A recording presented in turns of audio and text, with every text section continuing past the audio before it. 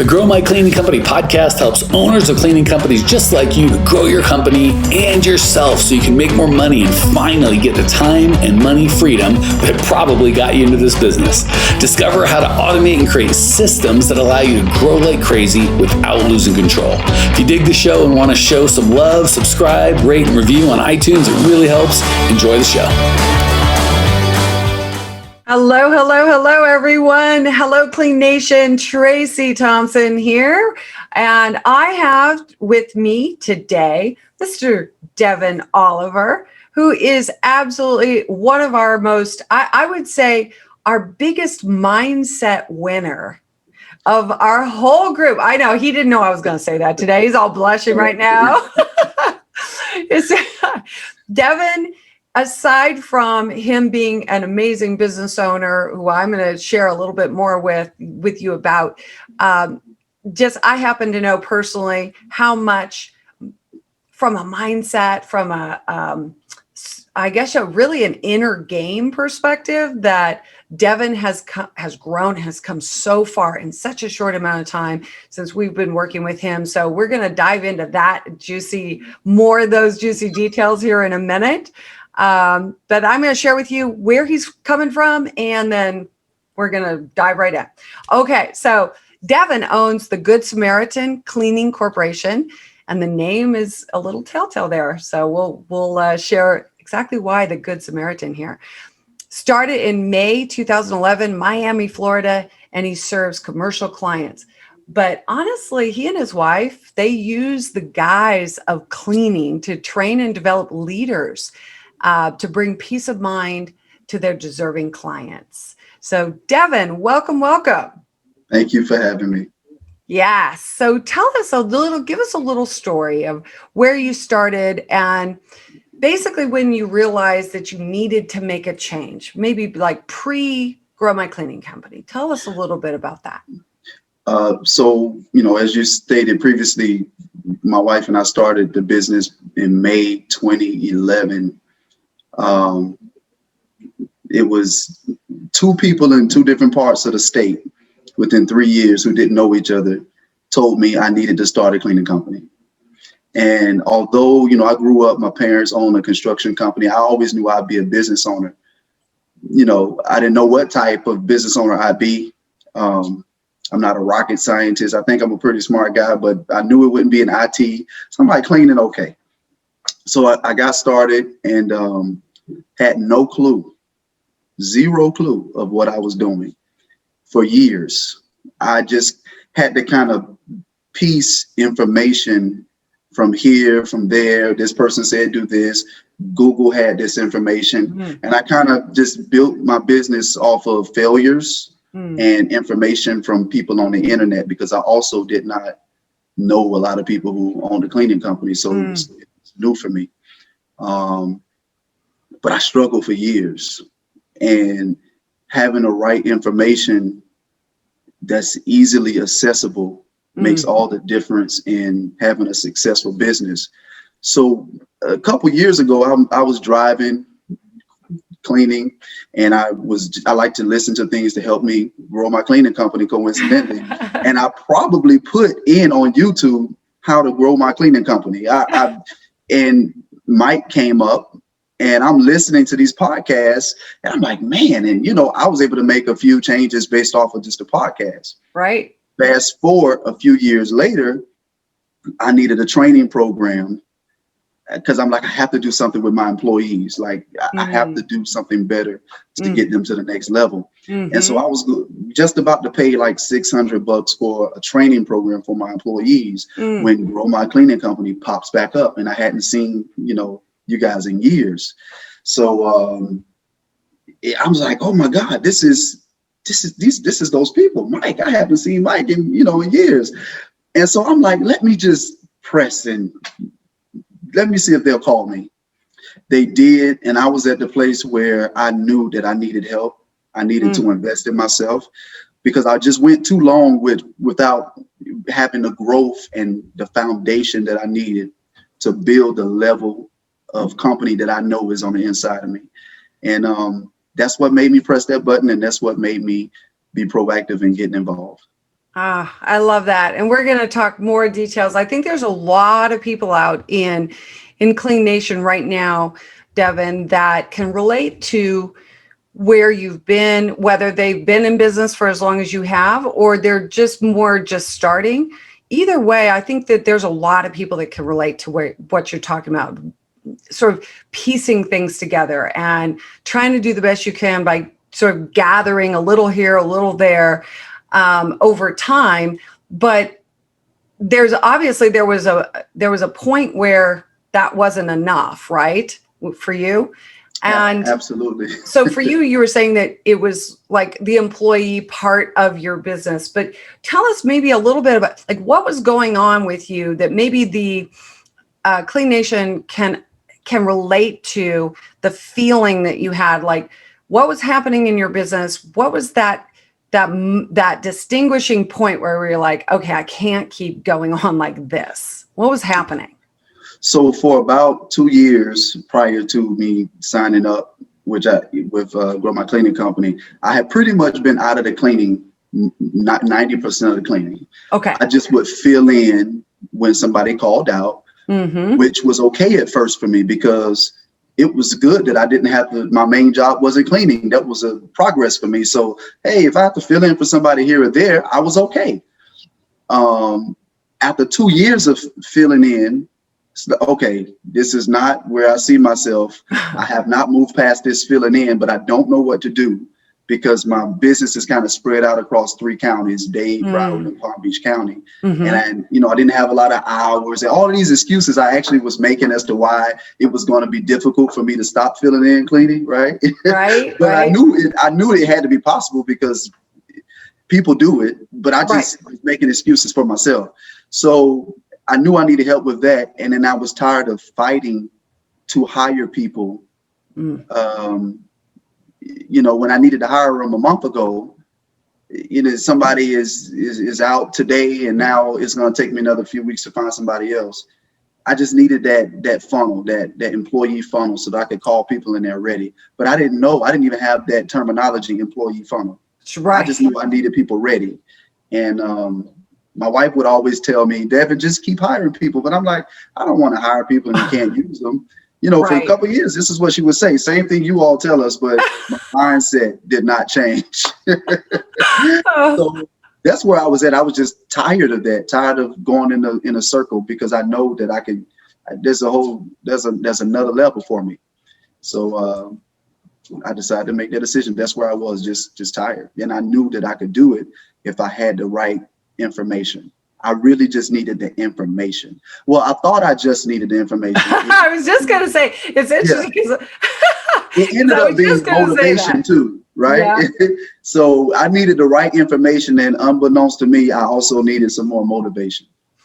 And that's where that mindset piece comes in. It's so crucial. It's like, I remember my first opportunity, we have a team here, of course, and I wasn't the first person to speak to you, but once you came in and we started working together, what I found that was, so you have such a positive attitude right off the bat. And I will just say, Devin is just one of those guys who is always looking for growth, always looking for a way to better himself, to better his company and so forth. So I will say that was the premise right off the bat. So all of you listening out there, if you're thinking, okay, well, I want to grow, but I'm pretty sure it's just that I need this strategy or just that, so much of this is mindset. So we're going to talk, I'm going to ask you some questions, Devin, about this so that Clean Nation knows, yes, of how much of a shift, how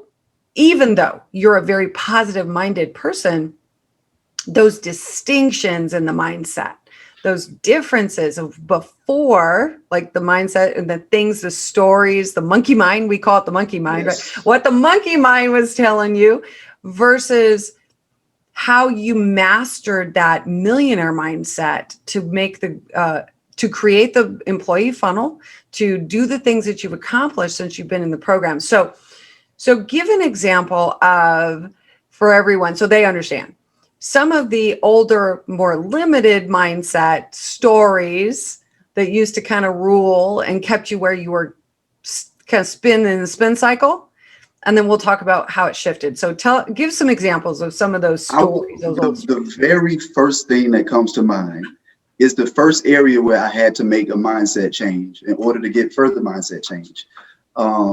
First of all, I'm a pastor, and that's one of the reasons why I'm so positive, because I spend a lot of my time pastoring other people on their mindset. And I have a pastor, a senior pastor, who this is his job. I'm very close to him. He deals with me all the time about speaking positive, saying the right things. So when I first signed up with the program and they were talking about a mindset coach, I'm going to be honest, I was like, mindset? No, I do that myself. I'm good with the mindset. I just need the information. Right. But as I opened up and I realized, wait a minute, there's another level to this. Like, even though I grow personally with my mind outside of grow my cleaning company, there was something about how you can get in my brain and point out things that I didn't know that were roadblocks.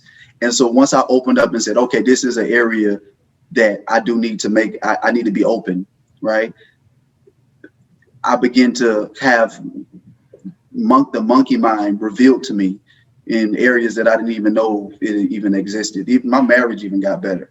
Oh, I love that. And I've met your lovely wife. He has the most amazing wife ever. Yes, she's just, she's been behind this man the whole time. And I got to meet her in Nashville, right? Yeah. Nashville, when we had our next level event. So can you give us like an example of, like, what's one story that you didn't think and originally was that big a deal? Maybe it didn't feel like a block, but as you came in and you realized, oh, there was that shift. Give us an example. So maybe they'll see. One of the more immediate things was I was overpaying my employees, way overpaying them, because I felt like because I had so few hours to offer, the only way I was going to keep them was to overpay them. I see. But that was bringing down my my net profit.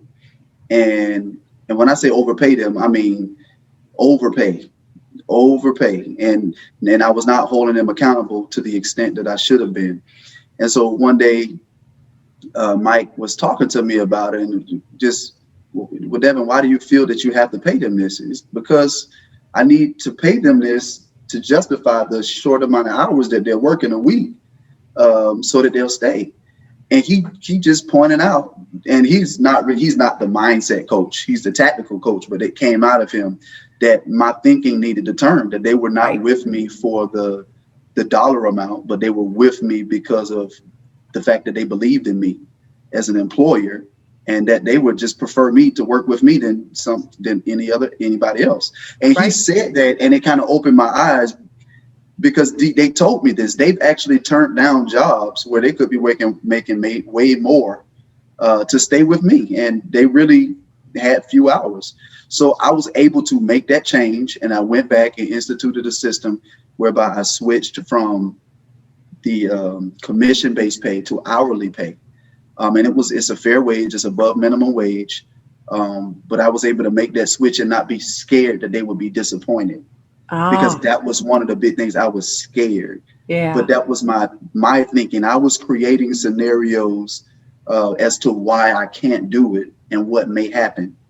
And I was able to change my mind on that with you all's help. But I love that. That's huge. For some people, it might not sound big, but for me, that was big. Because if you don't have a team, you don't have a company. Sure. And I want to just point out something to all of you, Clean Nation. It's so important about what Devin just shared. Devin, you honed in on it. This is an example, but I want you to pay attention to the mindset part of it, because you said, yes, it was like, I'm hiring people. Strategically, you were doing the right things, but the way that your beliefs and your mindset about how you should pay your people colored, skewed, and changed and altered the way that you were approaching that pay, rather than focusing. For example, I know that Mike and we teach a lot on core values, And when you have a core values matched team, when you hire from core values, then it's less and less and less about the pay being the reason why they're there or why they stay, or right, and who you attract. I think that's pretty common. I think there's a lot of people out in Clean Nation that believe the only way they can, quote, compete or get good people is by paying a whole really above market big, paying them a lot of money. And unfortunately, you know what, Devin, there's a lot of people out there that can't even do that they feel stuck. They're like, oh, I can't even hire anybody because I can't pay them that much. This is why the mindset was so important, because you have to have your mind open before you can even apply the knowledge that I was going to get from you all, right? Because I knew, but when I was in college, they gave us the statistics that they've studied that most employees, the number one thing that they value on their job is not their wage. And even with me having that knowledge, I was focused on what was not their number one issue, that their wages were not the number one thing. But that was the one thing in my brain that was keeping me from moving forward in my company. So when I was able to change my mind on that, it really expounded upon what I could do with my team and what I could offer them and the profitability of the company. That's huge. That's just, I know that's huge. And I've known Devin as he's made incremental changes, different aspects of his business, growing client acquisition, employees, even in going to our next level, right? Getting into next level. That was the next level mindset shift for you, right? and I would just, I'm going to out Devin a little bit here, just a little bit. So it's okay. Tell them all. If somebody can learn, let them learn. So that everyone can benefit from this. Even as much as Devin has this positive mindset. And Devin, I'm going to share just a little bit, just to give context too. I so often, as a mindset coach here in Grow My Cleaning Company, encounter business owners that believe that they need to how should I put it, that the limit for their growth is in their bank account, and that the limit of their growth is what they already know, right? The skills they already have, the employees they already have, the structure they already have. And so they're trying to base their future, or what their potential, right?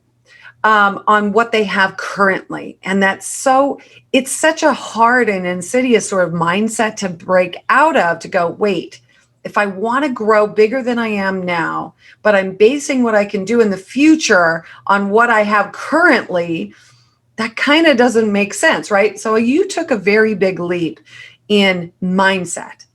I believe that growth, that breakthrough that you had when you said, oh, okay, I have to see a bigger version of myself. I have to see a future version of myself and act from that person, not the person I am today, not the structure I'm in, not the bank account I have today, but what I know is there, that millionaire mindset. Maybe you can share with everyone, for you, what that specific mindset shift was. It was so I knew that I was going to the next level in my life, period. Right. Aside from the fact the program is called Next Level, I started seeing trucks that said Next Level on everywhere. Oh my goodness. What is going on? Like Next Level Restoration Company, Next Level this. And I'm like, yes, I'm going to the next level. But I was reticent to press that button because I was looking at what I had, and I was looking at it as if it limited me in what I was able to do now. So, under the guise of wisdom, I was going to put it off for a more opportune time. But what made me say, let's do it now, is I thought of a farmer who has a lot of seeds stored up, but he's so afraid of losing those seeds that he doesn't put any in the ground. So he's definitely not going to get a harvest. So I just said, you know what, if I want a harvest, I have to be willing to give something up. So I stepped out on faith and I said, you know what, they've already demonstrated to me that they have what I need. This is a group of people that I want to be around that meet my core values. And so they're worth it. It's far worth it, far worth the price. So I said, I'm going to plant these seeds and I'm going to get the harvest that I want.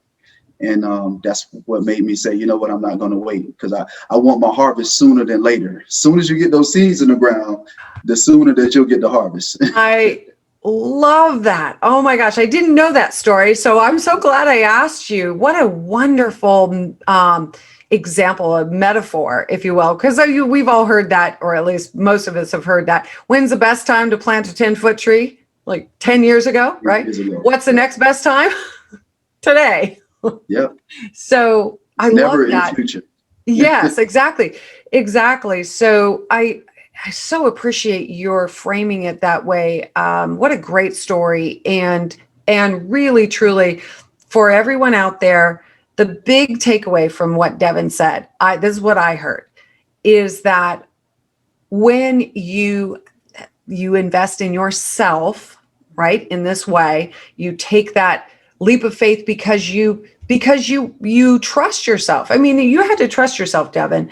Yes, we were there. We were helping you. We had the helping hand, the support you needed. But ultimately, you were the one that had to take that step. You had to invest in yourself and not limiting your future by your current version of yourself, your systems, and so forth, right? It's really having your sights set on what you knew you could accomplish if you took those steps and planted those seeds and went for it, had that faith. And immediately I was in the next level. And what is faith if you can see it? If you can see it, it's not faith. You have it, you know it. Faith is really just believing in the possibilities, right? Believing in what you can't see. And so I really thought I was a person of faith, but in me holding back on myself, I realized, wait a minute, this is not faith. This is fear and doubt and the monkey brain. So I just decided to actually move in faith because I know that I can do it, especially with this support system. So wonderful. I stepped up to the next level. Well, I think that is as good as it gets. We're going to end on that high note. And everybody, Clean Nation, if you would like the similar support, if you'd like to talk to a coach, we're here for you. Devin started with us by talking to one of our coaches. Who did you speak to first? It was Sean, I believe. Sean. Okay. Sean. Yes. And Sean is amazing. He's married to one of our other mindset coaches, Suzanne, who you've probably seen on one of the podcasts. So our coaches are standing by. They'd love to talk to you. Just go to growmycleaningcompany.com/talk and fill out the little form there and get on with one of our coaches. And you just, the best time to do anything is right now. So thank you so much, Devin, for our podcast today. And I can't wait to see what you're going to do next. And Clean Nation, is there just one thing, parting thought for everybody listening right now, Devin? I would say faith is believing in what you cannot see. So have faith that you can do anything that you set your mind to. You don't have to have it right now. Just believe it anyway and just do it. Words of wisdom. Thank you, Devin. Thank you. All right. Bye, everybody.